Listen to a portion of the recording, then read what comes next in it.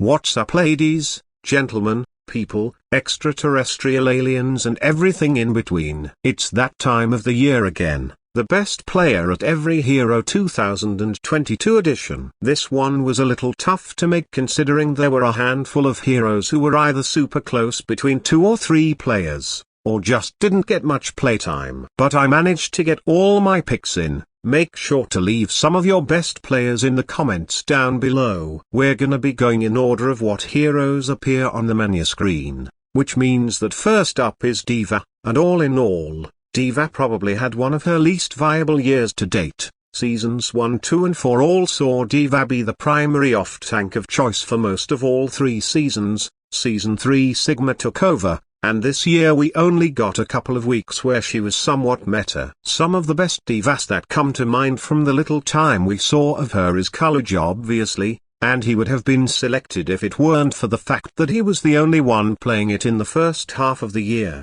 And when we did finally get to a Diva meta, the shock did struggle, forcing the Sigma for a lot of their stage 4 matches, so for that reason Coolidge gets an honorable mention. Other shoutouts go to Hawk, Dante who picked it up out of nowhere, Kalios who was an absolute superstar in that one massive upset against the shock and for the rest of the stage, and Piggy, but although it may seem like the boring choice considering he's been at the top for 3 years straight now, I gotta go with Void. Despite the Dragons going 3-3 with his Diva, it wasn't necessarily his fault. Similarly to the Hanbin Sigma struggles, it was more on the fact that they kept on subbing in Bebe despite knowing he was the worst player on the team. Individually though, Void continued to put up the big numbers we all know him for on this signature character. For all players with at least an hour of playtime on Diva, Void is first in eliminations, tied first for least deaths, along with top 5 in hero damage and final blows. Despite maybe not being as good as his previous years with the Dragons, Void still put up some really good Diva performances in the final stage of the year. Think about the reverse sweep against Spark, or how about the mini Flare to Tracer redemption arc against Hunters, or the way they absolutely dominated Valiant in their final game of the year. In all 3 of these victories, Void was leading the way with his incredible game sense and mechanics. Now Void can rest easy as he goes on to retire from the league. Doomfist is up next, and there were only a handful of players who really played this hero as well. This new reworked tank got a good amount of playtime in the first half of the year, but after Sombra became meta and his damage numbers started to lack in comparison to other tanks, Doom really fell off, but for the time he was viable. A few names that come to mind are Smurf, Muse, Someone, and Marvel. But there were only 3 guys who really committed to playing the Fist for more than just a few games, those being Dante, Reinhardt and Hawk, the only 3 players to have over 4 hours on him, and of these 3 I think it's really close. You could honestly go with any of them, but going off of the head-to-heads, Reinhardt absolutely comes out on top. He swept the Outlaws 3 times in a row on Doomfist, and swept the Reign in the winners finals of the kickoff clash. His mechanics are just out of this world, his ability to just find these ridiculous punches out of nowhere, and he was always there to set up the rest of the Glads for success. The Glad's Tracer Doom dive was nearly unstoppable at times, and Reinhardt was the focal point of this composition. Talking about the stats, for every player with at least an hour of playtime on Doom, Reinhardt is second in final blows, first in eliminations, top 5 in hero damage, top 5 in least deaths, and second in solo kills. He is an all-around warlord on the Doomfist, which is evident by how many resources the Glad's backline would invest in him. Shu would constantly nano him knowing he could absolutely dominate fights on his own. Dude literally won role star for his Doom play. Say what you will about his Winston, his Doom was consistent and dominant all year. Moving from one reworked tank to another, it's time to talk about the battle cattle herself, Orisa, and for the first 3 stages of the season Orisa basically saw no playtime. I'm pretty sure she was the second least played hero right behind Junkrat, and she probably would have been least played if it weren't for Kellen playing her that one time. but in stage 4 she got somewhat of a mini-meta. A lot of teams started to run her exclusively on close quarter control maps. The bulk of her playtime came from Mecha Base, Control Center, University, Village, and Sanctum, very brawl-heavy maps. Most teams played her for like a round or two, but there were 5 players who played her for more than a half hour and made the Orisa comp a part of their game-to-game strategy. Those players being Kalios, Someone Hawk, Dante and Mirror. Well, technically 6, but we're obviously not going with Groy. Of those 5 I was originally going to go with Kalios or Someone just because they have the most playtime. But when we look at the stats and just generally from the eye test, the answer becomes very clear. Dante is the best Orisa by an absolute landslide. For every player with at least 2 minutes on Orisa, Dante is first in final blows, eliminations, damage, and second in least deaths. And the only person ahead of him in least deaths is Reinhardt, who only played it for like 1 control point anyways. He's basically first in every category except solo kills. He led the Outlaws to winning a few control points, a few examples being Mecha Base against the Shock in Stage 4, Control Center against the Eternal in Stage 4, and he was also one of the only players who had the balls to play Orisa during the playoffs. Him and the Outlaws went off meta in the playoffs of all times, and it actually kind of worked the few times they played it. They beat Shock in that clutch map 5 in round 2 and the Defiant in the first round. From Hydration being one of the worst Orisas to date to Dante becoming the best Orisa in the league.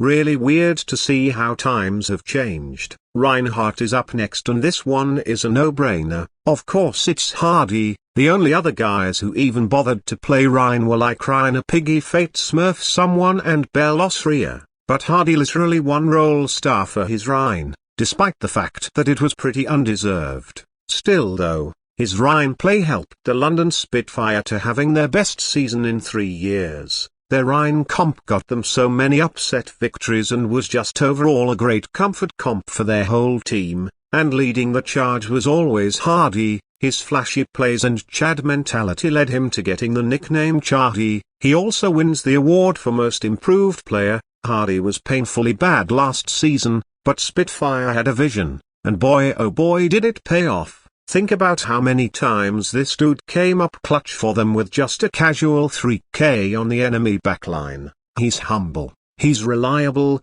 he's hardy. Now to another pretty unviable character, Roadhog. I was hoping we'd get a Hog meta in the playoffs because of Kiriko making him viable in GM, but no luck. The only guys who even touched Hog for like 5 minutes were College Reina, Bellosria and Dante, but I guess I'll go with Reina just because he played it 3 times and degoed College in the Hog mirror during the mid-season Madness Winners Finals. The other guys only played it like twice, but let's just move on to a more viable character. Time to discuss Sigma. He was mostly just viable on Junkrat and Circuit Royale, but at the beginning of the mid-season Madness qualifiers he was played a decent bit as well. Out of the moderate amount of playtime we saw from Sigma, I'd say the standouts were College, Space Hawk, Smurf, Someone and Hanbin. But not only does he have the most playtime, but College also has some of the best stats, not just individually, but the map win rate the Shock put up on sniper maps is actually insane. They had a 14-2 record on Circuit Royale and a perfect 100% 4-0 win rate on Junkrat, and although a large part of that was because of Proper's Widow and Sojourn, credit still has to be given to College for enabling and creating space on these long-range maps for Proper to be able to do the things he did. Stats-wise, for every player with at least an hour of playtime on Sigma, College is first in eliminations and least deaths, second in hero damage, and tied for 4th in final blows. He stepped his game up on these sniper-heavy maps, enabling Proper in any way he could, and he even had some pretty good plays of his own. Onto a character who actually saw a very large amount of playtime. It's time to discuss the best Winston, and unlike all the other characters we've discussed thus far, Winston was pretty much viable all season long except for the Jotes meta. We saw some absolute masterclass Winston play this season. Some of the standouts, at least for me, were of course Fearless in the playoffs, Shout out to him for getting Grand Finals MVP after his long journey to become a champion. But a few other names that come to mind are Reinhardt for his well-timed dives with Kev, someone for constantly finding a ton of multi-kills and always lighting up the kill feed, Coolidge, Mikey, Fate, Gushway, Hardy, Belosria, and Dante for pulling it straight out of his ass in the playoffs. But it is absolutely Smurf. The things he did for this team on Winston are next level, MVP candidate, role star level on his signature Winston among other heroes. Smurf really put the team on his back at times. We all thought he was good on the shock and we all thought Prophet gesture dives were top tier, but Smurf Prophet dives really took it to the next level. This was Smurf's best season, at least in my opinion, and I think a lot of you guys would agree with me. He might have choked a little bit in the global tournaments, but it still doesn't take away from the value he provided the team for 3 stages of the season on this hero.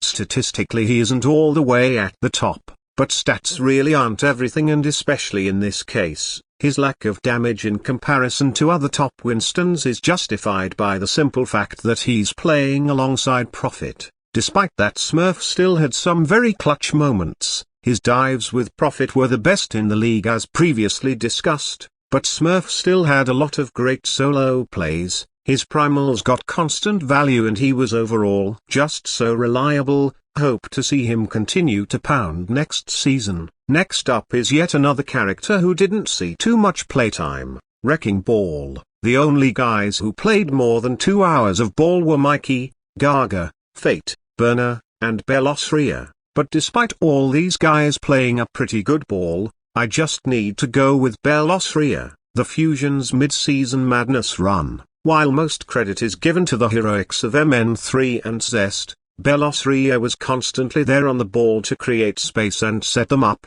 Similar to Kalu John Sigma, he really doesn't get enough credit for setting up his star DPS. His slam setups and constant knockbacks were super well timed for MN3 and Zest to grab the finish. Think about those 2 map 5s on Night Market against the Mayhem and the Spark. Belosria's stalling against Mayhem bought the Fusion enough time to get MN3 back into the fight to kill everyone, and the time against the Spark it was really looking like they were gonna go out until Belosria hit the double kill with the minefield. Bro really didn't get enough recognition. He wasn't anything too out of this world though. Hope to see Ball get more playtime next season. Now this next one should be pretty obvious. Honorable mentions go to someone: Dante, Smurf, Piggy, Kalios, Punk, Hotba, Void, and Reiner, but I'd lose all my subscribers if I didn't select Hanbin for this one. The Fuel literally built the entire meta around Hanbin's ability to just kill everything in sight on this character.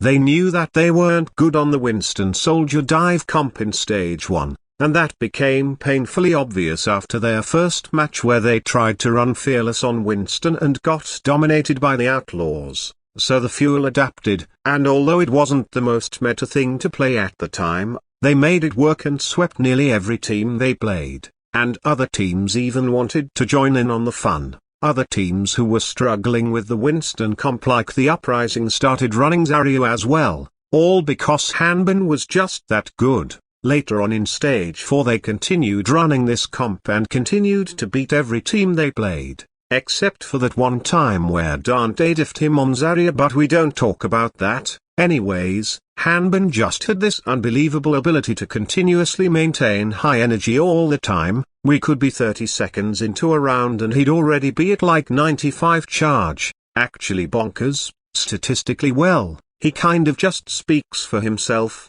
Dude was actually wild, looking like DK and Symmetra in their prime. While making this video I completely forgot about Junker Queen. So before moving to DPS I'm gonna talk about her even though it's technically out of order. Honorable mentions go to Dante, Smurf, Void, Hotba, Mirror, Dia, Mag, Someone, Hardy, and Krong, who I thought was a little underrated. Also, even though he didn't play it much, shout out to Space because just look at these stats. I think Christopher said this in an interview that Glads became one of the top scrim partners and probably would have won or come second in the summer showdown after they put Space on the Junker Queen. but too bad for the Glads, they stuck with Reiner's mediocre queen and went 2 and 4. Anyways, this one is also going to Hanbin. No surprise here, the competition for the best Junker queen, at least for me, was a bit closer during the qualifiers, but once we hit the tournament there was no question that Hanbin was the best. He was making big play after big play all tournament long, and also in the qualifiers. He literally won player of the match for 3 out of the Fuel's 4 Summer Showdown tournament games. But let's just think back to some of his best moments. Winners finals, Fuel are about to lose the map 2v5 and Hanbin hits a 4-man rampage and just kills everyone to clutch the round and later the map. Or the finals on Hollywood where Shock are up 3v4 and Hanbin hits a 4-man rampage and clutches the fight to continue the Fuel's defense. Or all the constant multi-kills he found to reverse sweep the Justice. And even though we're not talking about him anymore, Hanbin also had 2 pretty clutch plays on Doom during the tournament that I want to talk about. The Hollywood push in the winners finals with the Tracer Genji Doom stall dive, or punching a rallying Finn off the map in an overtime situation in the finals. Clutch play after clutch play came out of this guy all tournament long, and the stats show it. First in final blows and eliminations, third in hero damage, second in least deaths. Dude is actually unfair. As Junker Queen would say, outnumbered. They've finally got a fair fight, and Hanbin really did prove this point, constantly winning fights where they were down 1 or 2 players. Actually incredible. We're finished with all the tanks, which means it's time to move on to DPS. And first up is Ashe. There were a few options here that I was stuck between. I really couldn't choose between Shylip, Merit, Edison, Hisu and MN3. The main issue is that all these guys played it at different points in the season. Stage 1 it was Shy, Stage 2 it was MN3 and Lip, Stage 3 it was Hisu, Edison and Merit. I really wanted to give it to either Lip or Edison for how hard they popped off, but both of them only popped on it for like a game or 2, so it doesn't really seem fair. But to talk about a guy who's been fragging on Ashe all season, I'd go Hisu. Again, Ashe didn't really see much playtime this year, so this one was tough, but despite guys like Lip being better statistically, I give it to Hisu for his sheer determination to play it and the way he led the Defiant to 3rd place in the Summer Showdown, headshot after headshot.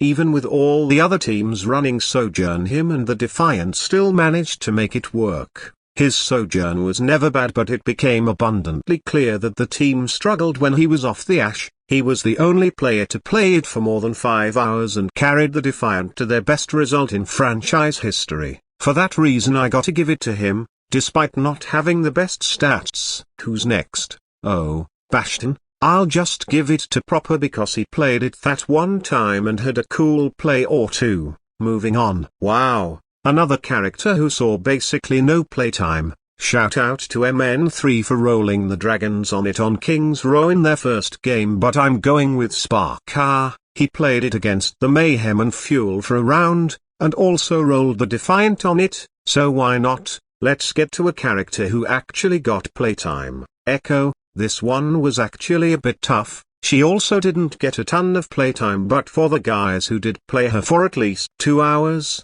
I really couldn't choose between Pelican, Becky, Speedily, Zest, Alpha, and Yaki. Also shout out to Checkmate even though he didn't play it as much. I think I'm gonna eliminate Becky and Yaki just because despite both playing well, they were on a struggling team and couldn't carry that hard. Of the remaining guys I think I'm gonna go Speedily. Pelican played it the most, but the issue with him is that the Outlaws didn't always find the most value playing Echo. The Rain had a whopping 55.6% team fight win rate while playing Echo. He had a few really big duplicates and generally just pumped in a lot of damage throughout the short time he played. So I'm going with him. Hope to see more Echo playtime next year though. Here's a hero that was actually viable, Genji. He was basically meta all year long except for the playoffs. And boy oh boy, there were so many amazing Genji players this season. I'm gonna run through them all. Sam Proper Sparkle Prophet Kefster Stalker Patifan Choice A1 Checkmate Nero Alpha DK Speedily Pelican Who Are You Zest Doha Becky Finale King Jinmu Assassin Valentine Yagi Backbone Although and even Victoria. This year was loaded with top-tier Genji players as Genji got his most viable year in league history, and I think the best Genjis changed over time. But I narrowed it down to what I believe were the top 3 Genjis this season. It's between Proper Zest and Who Are You for me. Proper for absolutely carrying the shock in the summer showdown, Zest for being the first player to hit 1000 final blows in a pack primarily playing this hero, and Who Are You for playing super consistent all year long. This one was really tough, however when looking at the season as a whole, combined with stats, I think I gotta go with Who Are You. Now I know there is a lot of you who are wondering why I wouldn't choose Proper for this one. He obviously carried harder,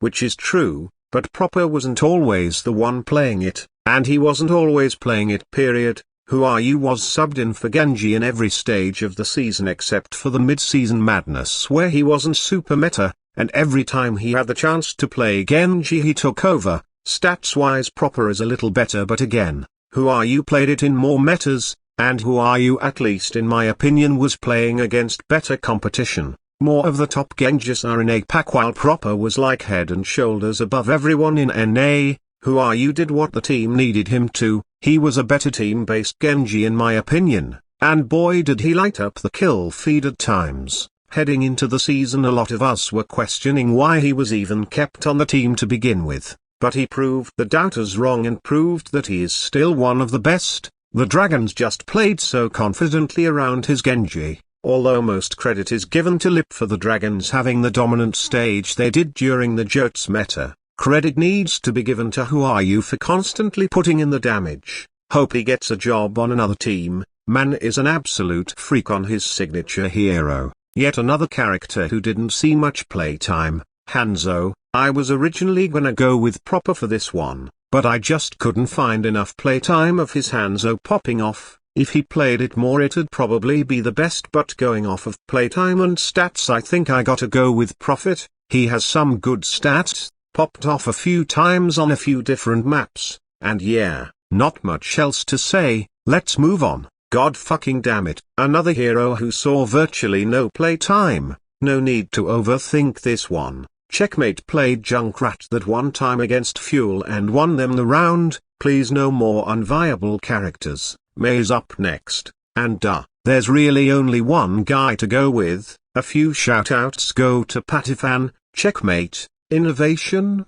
Who Are You, Pelican and Zest who pulled it out for a little bit, but you're dead to me if you don't pick Backbone. Hardy's Rhine was set up perfectly by this man. His walls were super on point and he was always setting up the Spitfire's signature rush comp for success. He also found a decent bit of value individually as well. He had some pretty good one clips with the reworked ice beam and had some really crisp icicle accuracy. Sometimes there was nothing more satisfying than watching Backbone dink the enemy team. This guy was a real hidden gem. Glad Spitfire took a chance on him, because it paid off big time. Pharah is up next, and this is yet another hero who was completely unviable all year basically. Aside from the occasional Lijiang Garden duel, she almost never saw playtime. The only guys who even touched this hero off of the Garden duel were Choice A1 Jinmu Alpha E Nero and Checkmate. I guess I'll go with Jinmu because he played it the most and had the audacity to play it during the Jotes meta, and on top of that had the balls to play it without a mercy pocket. Second place goes to Alpha E for fragging out on a few control points in stage 1, but we'll keep this one brief and keep moving. It's time to discuss the best Reaper. This hero wasn't played much until the playoffs where he became hard meta. We saw some pretty good Reaper play during playoffs. Prophet, Checkmate, Sparkle, Striker, Alpha E, Backbone and Pelican were all great in playoffs. Meanwhile Flater, Zest and Edison were all pretty good on it during the regular season. However, even though he didn't get the chance to play it in playoffs, I still think Edison was the best Reaper this year. Just imagine how much scarier the Fuel would have been in playoffs if Edison got to play Reaper alongside a better Sojourn player, but for the time he did play Reaper in the kickoff clash, well, it was super tilting to play against. Think back to all the games during the tournament and the qualifiers where him and Hanban just took over. He was always hitting these massive well-timed death blossoms and just finding so many clutch assassinations, and the stats show for it. The Dallas Fuels Brawl comp was nearly unstoppable at the time, and Edison was a big part of it. His aggressive frontlining in-your-face play style is a sheer masterclass level of game awareness and timing. Despite the great Reaper performances we got out of guys like Striker Sparkle and Alpha during playoffs, you can't go against Edison and what he did back in Stage 1. Next we have a hero who was viable all season long, except Stage 1, Sojourn, and this league was stacked from top to bottom with incredible Sojourn players. Pop off after pop off, shot after shot, Sojourn players absolutely took over the league this year. To name the honorable mentions before moving on to the top few, we have Brace Yourself, it's gonna be a long list. Patifan, Stalker, Hydran, Happy Decay, Leave Kai X, Zihisu, Gario, Kefsta, Spark, Sika, Kilo, Sam, Fitz, Dove, Easy, Han, and even Flaytu and Speedily the few times they played it. Special shoutouts go to MN3 for having a little redemption arc at the end of the Summer Showdown, Jimmy for bringing new life into the charge and fueling even more custom memes, Edison for really picking up the weight in the latter half of the year and those final two maps of the Grand Finals, and Aspire for carrying the Titans during the Jotes meta to almost making the play-ins. But now we have to talk about the Big Four, and I thought long and hard about which one of these four GOAT Sojourn players I wanted to select. The Big Four Sojourn GOATs are Proper, Lip, Shy, and Merit. No surprises here. These four were popping off all season long except for maybe Proper, who really only picked it up in Stage 4 in the playoffs. For that reason I'm gonna eliminate him. Despite being the MVP and absolutely shredding on Sojourn, his lack of playtime drags him down a bit. Now we're down to just 3, and all of these guys have some of the best stats. Comparing the 3 head-to-head per 10 minutes, Shy has the most final blows, Lip has the most eliminations, Shy has the most damage, Merit has the least deaths, and Lip has the most solo kills. Who wins? Well, it was a super tight battle, but I had to go with Lip. I'm sorry, I just can't help myself. He carried the Dragons so fucking hard at times. It's actually insane. All season long, it was all Lip. He is the only guy of these 3 to have been an MVP candidate and role star for his troubles. Let's take a look at his stats across all stages. Here are his mid-season madness stats. Here are his Summer Showdown stats. Here are his Countdown Cup stats. Here are his playoff stats. And here are his stats all season. Throughout all these different stat sheets is pure domination. This man took it to another level, being the first player in history to win back-to-back Role Star awards. Dude keeps taking his incredible tracking skills and game sense from one hero to the next. First it was his Sombra and his Ashe, then he took it to Cassidy, Widow, Tracer and Reaper, now he took it to Soldier and to Sojourn. Kill after kill, headshot dink, another headshot, another dink, and the sound of the casters screaming in sheer disbelief as Lip kills 3 members of the enemy team. Absolutely wild what this man could do on these hit-skin heroes. Lip single-handedly led the Dragons to having the most dominant stage of any team this season, only losing a total of 3 maps in the entire Summer Showdown, outdoing themselves from last year's Summer Showdown where the Dragons only lost 4 maps. Lip is a freak of nature and one of the GOATs at not just Sojourn, but most if not all hitscan heroes. Enough said. Now for one of the more interesting heroes, Soldier. He was meta for one stage before getting nerfed and never being seen again. This one stage was the most meta Soldier has ever been in the league's history, and we saw some pretty sick legs from a lot of the league's best hitscan players. Proper, Hisu, Happy, Kilo, Fitz, Merit, Striker, Patifan, Kai, Sparka, Hydran, Shy, Leave, Carpe. Everyone was hopping in on the fun, but as I kind of foreshadowed when talking about his Sojourn, Lip takes it once again. His tracking might be the best this league has ever seen. Take everything I said about his Sojourn and apply it here. Just look at these stats. It's almost as if we had never left the glory days for Shanghai where Lip was tracking people down on Sombra, except this time he's doing it on legs, and his value on this hero is proven by how many resources dragons would invest in him. He was constantly receiving nano from Izayaki because he and the rest of the team knew it was basically a guaranteed fight win whether he had visor or not. Despite not carrying them to a title on this hero, he still did all he could and popped the hell off. Enough talking about Lip though, time to spread the love. Sombra is up next and holy shit Doha, I'm not going with him though just because he didn't have enough playtime and also played against some very easy teams, but I wanted to show you guys that, this one was really tough in general to decide. I really couldn't choose between Fitz and Happy. I thought both of them were great, and for the first time in forever it feels like Lip will not be winning the best Sombra. While his Sombra wasn't bad this year, he wasn't at that same top level,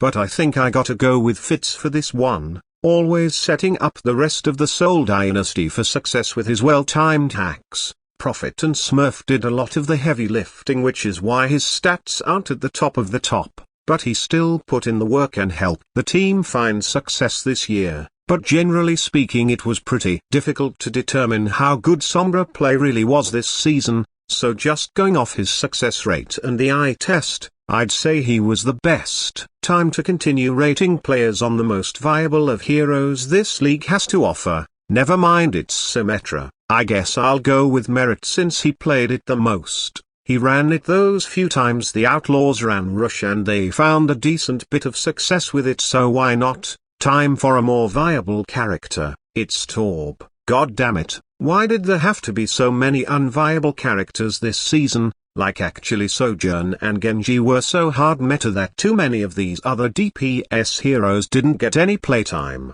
Hope to see more diversity next year even if Genji and Sojourn play is exciting. Back to Torb though, Alpha played him those few times on Midtown Defense in Stage 1 and got a few good plays on it before switching to Genji, so yeah, moving on though. Here's a hero that got a sizable amount of playtime, the mascot hero herself Tracer. While she wasn't as meta as Genji, in the later parts of Stage 1, a lot of Stage 2 and the early parts of Stage 4, Tracer was pretty viable. Because of this there are quite a few options to select from. To list them, we have Decay's S, Checkmate, Shax, Becky, Venom, Valentine, Alpha, Yaki, Leave, Sparkle, Hydran, Edison, Pelican, Finale, Choice, A1, Aspire and Dove. A few special shoutouts though have to go to Jinmu for pulling the weight left behind by Ape Writer, Pineapple for clutching out some crucial wins when Alpha was clearly struggling to give Spark that extra push they needed to get to the playoffs.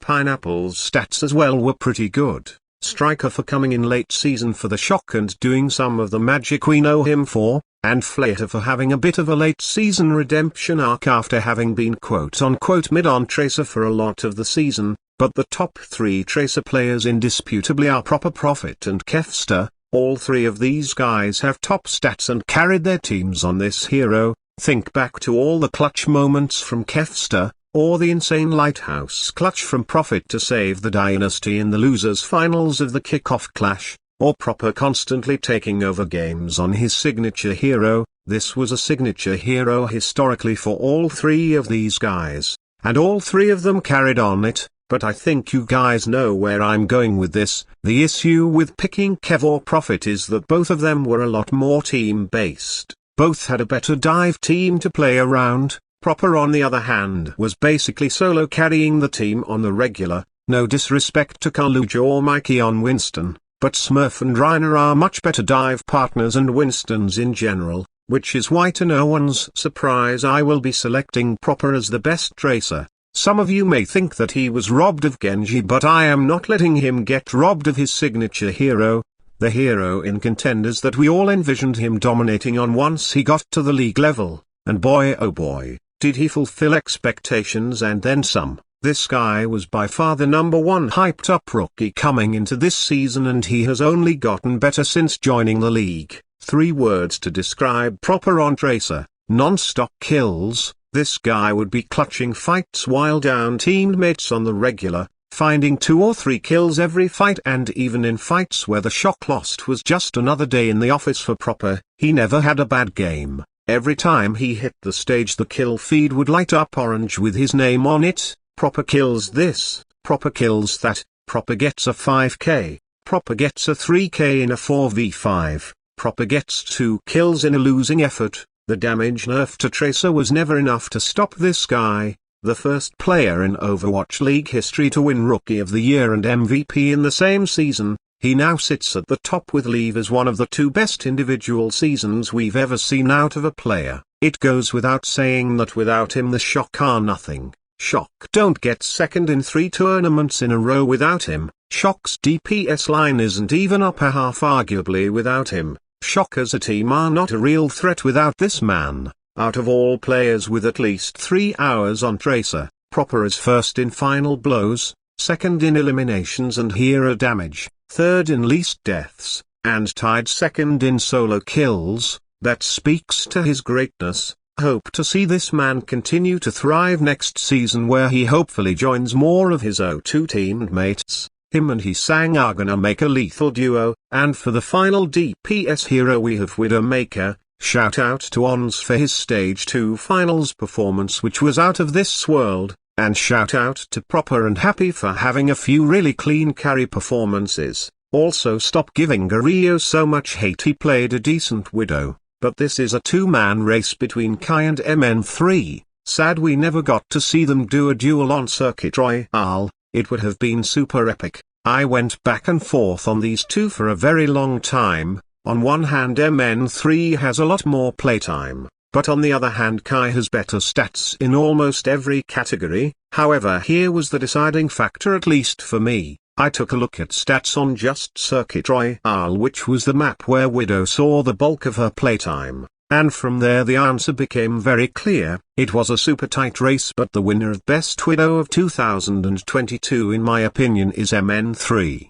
I mean no disrespect to Kai. He had some amazing carry performances of his own, but MN3 man, I just can't get over what this guy was doing at his peak. We all think back to that performance he had against the Dynasty, where he had one of, if not the hardest solo carry performance of the season, even more than Proper arguably. I mean Jesus Christ, for every player with at least a half hour on the map of Circuit Royale, MN3 is first in final blows and eliminations, third in hero damage, and first in solo kills. Although he has one of the higher death rates, he more than makes up for it with the amount of heads he was clicking. I can just hear the sound of Achilleos' voice screaming at the top of his lungs as MN3 hits 4 headshots. Dude looked like Ons in his prime. 3.2 solo kills and 9.1 final blows per 10 on Circuit Royale. That is insane. To put that into perspective, Ons in 2020 had 2.8 solo kills and 8.7 final blows per 10. Actually bonkers. And also don't forget the top performances he displayed on Gibraltar as well. On that map he displayed 2.2 solo kills and 6.5 final blows per 10 minutes. And we all remember the frags he had on that map as well. Just absolutely hard carry performances from this guy on the Widow. Dude is paying his respect to Carpe, and although we all consider MN3 to be a very hot and cold player, most of his inconsistencies have been with his Sojourn play. His Widow play was consistently lethal all year to all enemies at any and all points on the map. Now we're on to the support heroes, and first up we have Ana. She was viable 3 out of 5 points in the season. Stage 1 she was paired with Lucio in dive comps. Stage 2 she was paired with Zen for a more supportive dive style, and Stage 4 she split playtime with Bap as the main flex support. However, she was not to be seen in Stage 3 or the playoffs, but for the most part her utility with the anti-nades and sleep darts was very valuable to an Overwatch 2 team comp. Her long-range healing also made it easy for players like Smurf to get good value, and we saw top-tier Ana play from so many different guys this year. And because of the double flex comp we saw a lot of main supports flex over to Ana as well. To list the guys who were good most of the year, we have Monk, Vigilante, Farway, Twilight, Ultraviolet, Iris, Creative, Finn, Izayaki, Aim God, Crimzo, MCD, Krillin, Molly, Con, Sermajed, Rupaul, Landon, Irony, and to list the best main supports to play her we have Violet Opener and Nisha. Also stop sleeping on Sermajed. Just because of his high deaths doesn't mean he didn't perform some super crazy plays, but this one was also a two-way race all along. Despite some of the upper half guys like Creative and Iris being pretty good, there was never any doubt in my mind that it would come down to Shu and Fielder.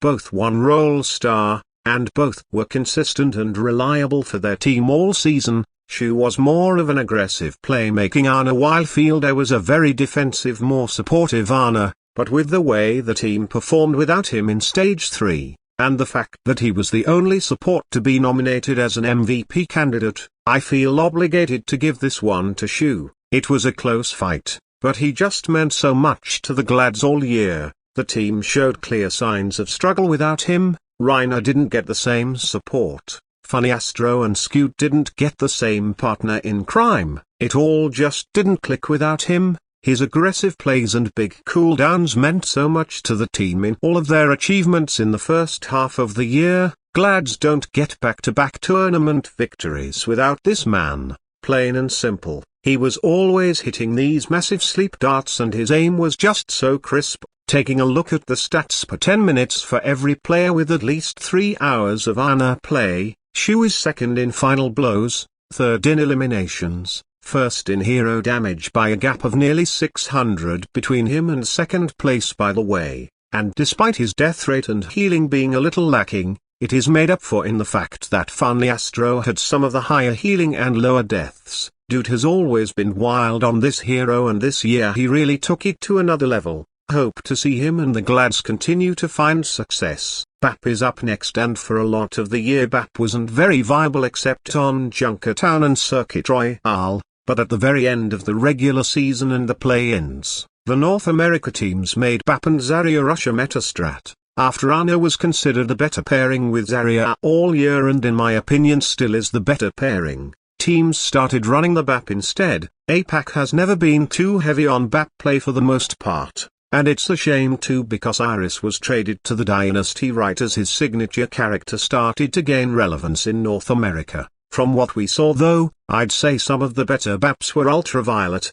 Creative, Fielder, Shu, Crimzo, Rupaul and Twilight. But similar to the past two heroes this one came down to a two-man race, this time between Landon and Violet. Landon played it the most of any player with Spitfire's rush comp, meanwhile Violet played it more in a bunker style with the Shocks sniper and payload comps. Stats-wise they are pretty even, but because he played it with more comps and generally found a lot of success, I'm gonna go Violet. Super close battle.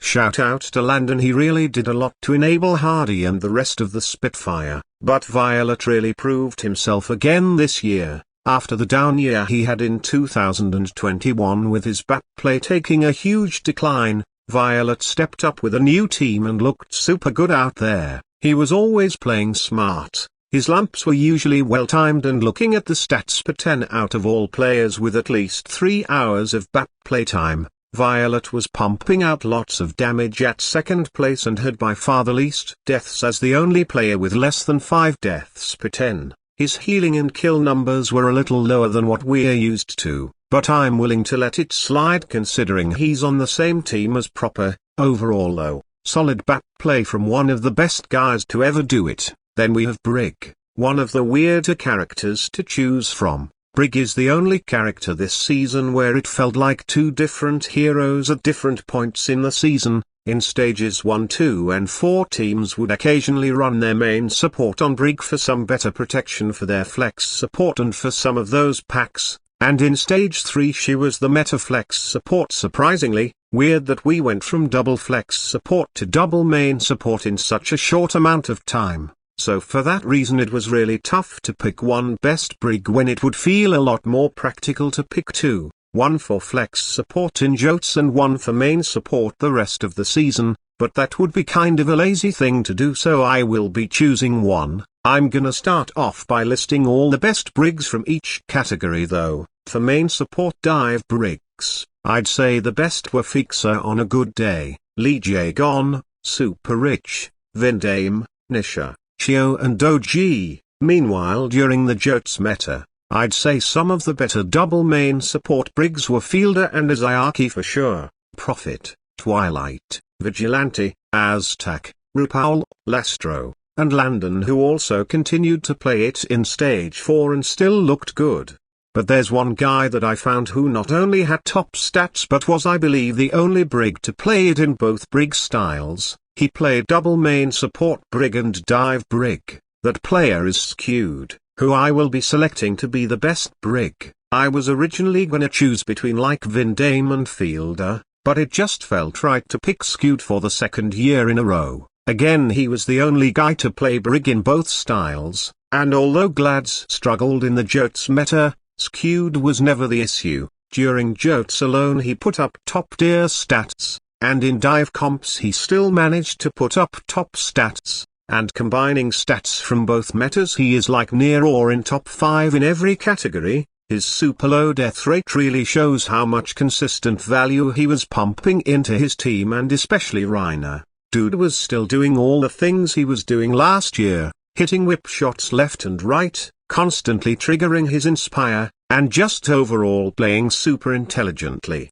Skewed his Brig down to a science. Hope to see more great Brig play from Skewed next season. Now we have to talk about Overwatch's newest hero addition, Kiriko. We saw a few really good Kiriko players in the playoffs, a few of the better ones being Landon, Teru, Sermajed, Shu, and Creative, but I'd be a fool not to pick Fielder. He literally won the league playing it, and although a lot of the credit is given to other guys on the fuel like Fearless, Fielder did lots to help the team in that meta. He just had this perfect balance of healing and damage, and his positioning was head and shoulders above the rest, especially in that map 7 to win the grand finals. He came up big stalling the bot. He wasn't the most flashy Kiriko player like Teru, but he did what the team needed him to and more. His well-timed Kitsune rushes also helped the team do work. Taking a look at the stats, his damage and final blow numbers are low, but this goes back to my point about why stats aren't everything when determining who's the best.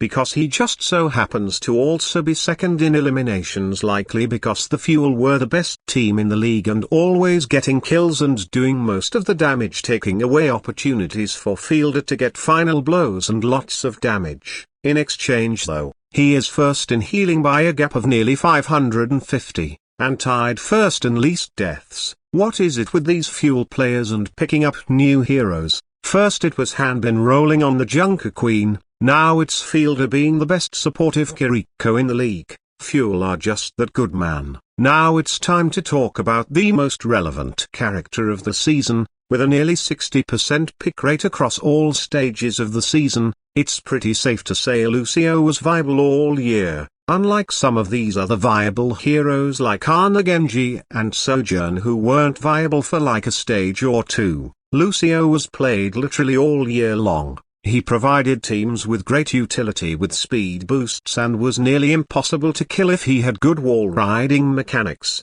plus AoE healing and all that, and as a result this league was stacked with great Lucio players: Chochrong, Xerneas, Nisha, Fixa, Gon, Opener, OG, Admiral, Langza, Lep, Anamo, Super Rich, more than I can count. Even a few flex support played Lucio and looked super good. Despite having low expectations, Violet, Sermajed and Lestro all looked good out there. But there were 3 Lucios who really stepped it up this season, 3 that were head and shoulders the best at their peak: Funny Astro, Chio, and Vindame. All 3 of these guys had some incredible moments. For Astro, it was in the first half of the season whenever he came in. For Chio, it was during the kickoff clash and the Summer Showdown, and for Vindame, it was primarily in the Summer Showdown qualifiers and the kickoff clash tournament where he stepped up. However, I have to eliminate Astro for his inconsistencies. Despite being arguably the best Lucio at his peak in the first 2 stages of the season, his play took a huge decline in any sort of brawl comp. His dive Lucio was great, but whenever the Glads had to run any form of a goats-like comp with a ton of sustain, The team struggled and Astro was usually part of that. Now we're down to Chio and Vindame. Both of these guys were good all year long. Both played a very aggressive kill-heavy style, and it's kind of ironic that it's down to these two, because both of them fought hard for a spot on the starting lineup back on O2 Blast. Both were incredible Lucio players this season, but just like back in Contenders, Vindame was always the better Brig and Chio was always the better Lucio. Vindame's flashy plays are unforgettable and he was absolutely robbed of Role Star, but Chio never had a bad game on Lucio. Vindame started to struggle in the playoffs against the Dynasty's toughest opponents. Chio never had such falter, he was consistently pumping in damage and always there to help the fuel. He never missed a beat, literally and figuratively. His dives and rushes with the rest of the fuel in any and every meta were unmatched. Taking a look at the stats for every Lucio player with at least 3 hours of playtime, Chio is number 1 in final blows and eliminations, 4th in hero damage, and 3rd in least deaths, and although his healing numbers aren't as good, it's justified because his partner is Fielder, who continues to put up some of the highest healing output in the league. Dude is an absolute warlord on the Lucio. Enough said. From the most viable support to the least viable support, Mercy. Yeah, Mercy pretty much got no playtime this season. I'm gonna go with Super Rich though, because he pocketed Alpha on flying heroes those few times and had a decent success rate on it. Moving on. Another mostly unviable hero we'll quickly skim through, Moira. Aside from the occasional brawl comp on control maps in stages 1 and 2, Moira was pretty much never touched. She's genuinely the only support in the game whose only utility is healing, nothing else. And it's a shame too, because her weakening orb would have been so cool to see at a league level. The only guys to even touch Moira much were Iris, Fielder, Ultraviolet and Finn. But this year I gotta go Finn as the best Moira, despite Fielder playing it more. Finn is literally better in every stat. Shock played him on Moira from time to time. He played it on map 5 to reverse sweep the Glads and the Justice in the kickoff clash, and yeah, not much else to say. Finn played it and they won some stuff. Wrapping up this video, we have Zenyatta, the final hero in the roster. Zen was viable about half the time this year. At first he was arguably the worst support in the game with no way to defend himself aside from just killing the enemy before they kill you, but the developers spiced things up by giving him a super kick, and although we never got any flashy plays with this new ability, it was enough to make teams play him again. Zen was ran in one of two styles this year, either in a BAP Sigma bunker comp on maps like Junkertown and Circuit Royale, or in a dive style with Ana. As a result of him mostly only being paired with another flex support, a handful of main supports played him as well. I'll start by listing off some of the better flex support Zens, those being Aztec, Con, Krillin, Aim God, Monk, Sermajed, Lestro, Vigilante, Skewed, Shu, Farway, and Gangnam Jin. Also holy shit Crimzo. Then talking about some of the better main support Zens, Vindame, Chochrong and Xerneas were all pretty good. And of course I couldn't forget Boneback, surprisingly the first DPS player to play Zen in this league. But for best Zen it's definitely between Izayaki and Finn. Izayaki won Role Star for his Zen play despite it being undeserved, and Finn just generally played super well for the Shock. And although Izayaki is at or near the top of pretty much every Zen stat except healing, I'll be selecting Finn for one simple reason: death rate. Finn put up similar stats with 0.6 less deaths on average, also being the lowest Zen death rate in the league. Not dying on Zen is super crucial to playing him effectively, and Finn seemed to have it down. He's also part of the reason Shock had such a high win rate on sniper maps and had arguably the best double flex backline in the league. Shock are just so unfair, man. First they have the best Zen in Violet and now Finn. Actually ridiculous. And yeah, that concludes the best player at every Hero 2022 edition. Make sure to like and subscribe for more, and until next time, bye bye.